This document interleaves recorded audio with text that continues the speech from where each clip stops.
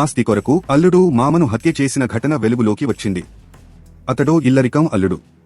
తన మామ పేరిట ఉన్న ఆస్తిని దక్కించుకోవాలన్న దుర్బుద్ధి పుట్టింది.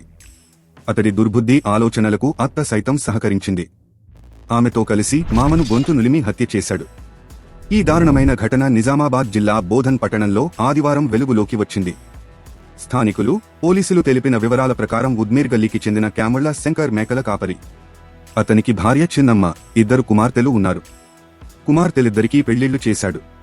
పెద్దల్లుడు రవి ఇల్లరికంగా అత్తగారింట్లోనే ఉంటున్నాడు. శంకర్కు ఇంటితో పాటు మరో ఖాళీ జాగా, జీవాలు ఉన్నాయి. వీటి కోసం రవి శనివారం రాత్రి మామతో గొడవపడ్డాడు.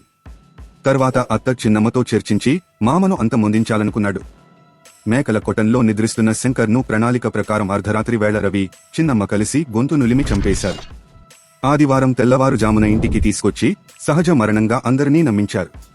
పట్టణంలోనే ఉంటున్న రెండో కుమార్తె సవిత తండ్రి మృతి వార్త తెలిసి పుట్టింటికి వచ్చింది. ఈ క్రమంలో మృతదేహంపై మెడవద్ద ఘాట్లు చూసి అనుమానంతో పోలీసులకు ఫిర్యాదు చేసింది.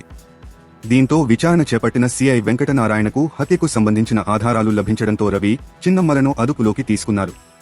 తర్వాత నిందితులిద్దరూ హత్య చేసినట్లు అంగీకరించారని తెలిసింది. ఈ మేరకు కేసు నమోదు చేసి దర్యాప్తు చేపట్టినట్లు సిఐ తెలిపారు. తాజా సమాచారం కోసం లైక్ చేయండి, సబ్స్క్రైబ్ చేయండి, నోటిఫికేషన్ల కోసం గంట సింబల్ ఆన్ చేసి పెట్టండి.